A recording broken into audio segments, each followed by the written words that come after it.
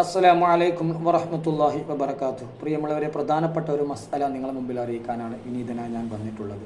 കഴിയുന്നതുവരെ നിർബന്ധമായി നിങ്ങൾ കേൾക്കുകയും പഠിക്കുകയും മറ്റുള്ളവരിലേക്ക് എത്തിക്കുകയും വേണം.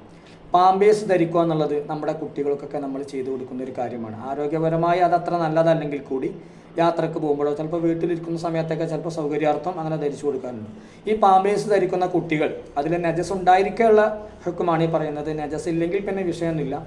ആ നജസ് ഉണ്ടായിരിക്കുക, മൂത്രമോ കാഷ്ടമോ ഒക്കെ അതിലുണ്ടാവുമല്ലോ. ആ കുട്ടികൾ അത് ആണെങ്കിലും കിടപ്പ് രോഗികൾക്കൊക്കെ നമ്മൾ ധരിച്ചു കൊടുക്കാറുണ്ട്. അതും ഇതേ വിധി തന്നെയാണ് അവർക്കുമുള്ളത്.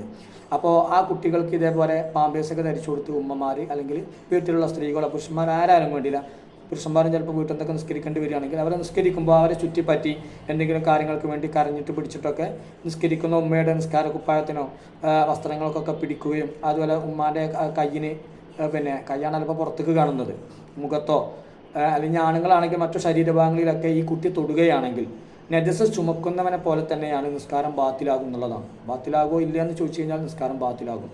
നിസ്കാരം സ്വഹീഹ അല്ല എന്നുള്ളതാണ്. നിസ്കാരത്തിൻ്റെ ഫറള് ഷർത്തൊക്കെ പാലിക്കണമല്ലോ.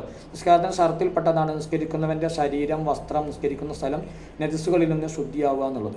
അപ്പം നജസ് വഹിക്കുക, നജസ് നമ്മൾ ചുമക്കുക കുരക്കുക എന്നുള്ളതല്ല.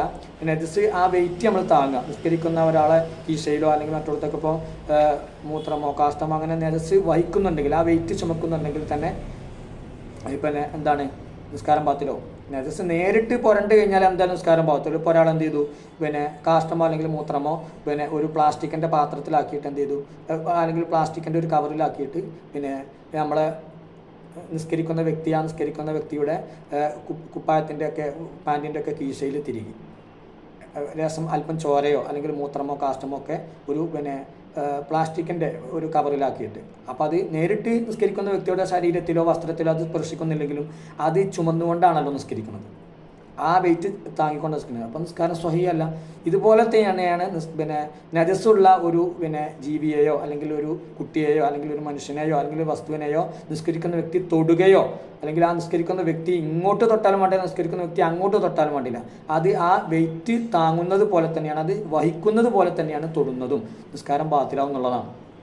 അപ്പോൾ ആ കാര്യം നമ്മൾ പ്രത്യേകം ശ്രദ്ധിക്കണം. നമ്മൾ ഉമ്മമാരൊക്കെ വീട്ടിൽ നിസ്കരിക്കുമ്പോൾ പാമ്പേഴ്സ് ധരിച്ച് കുട്ടികൾ നജസ് ആ പാമ്പേഴ്സിലുണ്ട് നമുക്ക് ഉറപ്പുണ്ടെങ്കിൽ അല്ലെങ്കിൽ ഭാവന തന്നെ ഉണ്ടെന്നുണ്ടെങ്കിൽ ആ കുട്ടി വന്നിട്ട് നിസ്കരിക്കുന്ന ഉമ്മയുടെ നിസ്കാര കുപ്പായത്തിലോ ശരീരത്തിലോ അല്ലെങ്കിൽ നിസ്കരിക്കുന്ന ആരാലും വേണ്ടിയില്ല അവരെ തൊട്ട് കഴിഞ്ഞാൽ തന്നെ എന്തായി നിസ്കാരം പത്തിലാവും. അവർ തിരിച്ച് ആ കുട്ടിയെ അങ്ങോട്ട് തൊടുകയോ ആ കുട്ടിയുടെ വസ്ത്രത്തിൽ പിടിക്കുകയോ ഒക്കെ ചെയ്തു കഴിഞ്ഞാലും നിസ്കാരം ബാത്തിലാവും എന്നുള്ളതാണ് നമ്മൾ ശ്രദ്ധിക്കേണ്ട ഒരു കാര്യമാണ്. കാരണം ആ കുട്ടി നജസ് വഹിച്ചുകൊണ്ട് നിൽക്കുകയാണ്.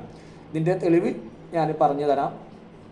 വലോ ഹമല മുസ്തജിമറൻ ഫിസ്വലാത്തി, നിസ്കാരത്തിൽ ഒരാൾ മുസ്തജിമറിനെ വഹിച്ചു കഴിഞ്ഞാൽ, മുസ്തജിമർ എന്ന് പറഞ്ഞാൽ അതിന് അർത്ഥം മറ്റതാണെങ്കിലും ഇവിടെ നജസ് പുരണ്ട ഒരു വ്യക്തി എന്നുള്ള ഒരു ഉദ്ദേശമാണ്. ബത്തലത്ത് ഫിൽ അസ്വഹി, അഭിപ്രായത്തിൽ നിസ്കാരം ബാത്തിലാകും. മിൻഹാജിൽ ഇക്കാര്യം പറയുന്നുണ്ട്. തൊഫയുടെ മത്തിനാണല്ലോ മിൻഹാജ്, ലോക പ്രശസ്ത ഗ്രന്ഥമാണ്, നമുക്കെല്ലാവർക്കും അറിയാം.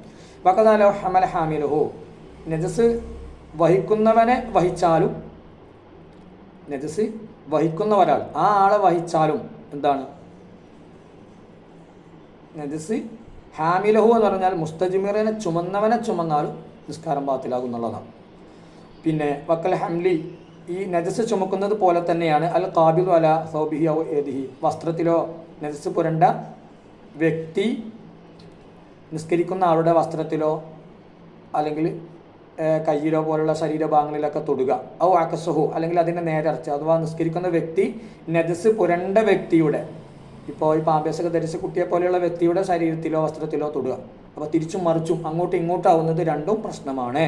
വക്കൽ മുസ്തജിമിരി, മുസ്തജിമറിനെ പോലെ തന്നെയാണ് കുല്ലുദീ നജാസത്തിൻ, നജസ് ഉടയ എല്ലാ സംഭവം, അത് ജീവനുള്ള ഒരു ജീവിയാവട്ടെ ഒരു വസ്തുവാവട്ടെ അതിനൊക്കെ ഇതേ വിധിയാണുള്ളത്. അപ്പോൾ പാമ്പേഴ്സ് നമുക്ക് ആ ഹുക്കുമിലാണ് പെടുക. ഹാഷിയത്തിലെ കല്യോബിയിൽ 1-ാമത്തെ വാല്യത്തിൽ 208-ാമത്തെ പേജിൽ കാര്യം പറയുന്നുണ്ട്. ഹമല മുസ്തജിമിറൻ, മുസ്തജിമിറനെ വഹിക്കുകയോ ഔ ഹൈവാനൻ, അല്ലെങ്കിൽ ഒരു ജീവിയെ വഹിച്ചു, അത് മനുഷ്യനാവട്ടെ മറ്റു മൃഗങ്ങളൊക്കെ ആവട്ടെ, ബി മൻഫദിഹി നജസുൻ, ആ ജീവിയുടെ അല്ലെങ്കിൽ ആ മനുഷ്യൻ്റെ മുൻദ്വാരത്തിലോ പിൻദ്വാരത്തിലോ, മൻഫദ് പറഞ്ഞാൽ ദ്വാരം എന്നാണ്, അത് ഏത് ദ്വാരാലും വേണ്ടില്ല, മൂക്കോ അല്ലെങ്കിൽ ചെവി എന്തായാലും വേണ്ടില്ല, അതിലൊക്കെ നജസ് ഉണ്ടെന്നുണ്ടെങ്കിൽ ആ നജസ് ആ വ്യക്തി അല്ലെങ്കിൽ ആ മനുഷ്യൻ അല്ലെങ്കിൽ ആ ജീവി അല്ലെങ്കിൽ ആ വസ്തു വഹിക്കുന്നുണ്ടെങ്കിൽ അതിനെ തൊടുന്നതും അത് ഇങ്ങോട്ട് തൊടുന്നതും പ്രശ്നം തന്നെയാണ്. ഇത് യാനത്ത് ത്വാലിബീൻ എന്ന ലോകപ്രശസ്ത ഫിഖ്ഹി ഗ്രന്ഥമായ ഫത്ഹുൽ മുഈനിൻ്റെ ഷർഹാണല്ലോ യാനത്ത് ത്വാലിബീൻ. അതിലെ 1-ാം വാള്യത്തിലെ 127-ാമത്തെ പേജിൽ ഇക്കാര്യം പറയുന്നുണ്ട്. സംശയമുള്ളവർക്ക് കമൻറ്റിൽ ചോദിക്കാം, മറുപടി ലഭിക്കുന്നതായിരിക്കും. നിങ്ങളെ ഫിഖ്ഹി കർമ്മശാസ്ത്ര സംശയങ്ങളൊക്കെ നിങ്ങൾക്ക് ചോദിക്കാവുന്നതാണ്. മറ്റുള്ളവരിലേക്ക് നന്മ എത്തിക്കണേ എന്ന് ഒരിക്കൽ കൂടി പറയുകയാണ്. അസ്സലാമു അലൈക്കും വറഹ്മത്തുള്ളാഹി വബറകാതുഹു.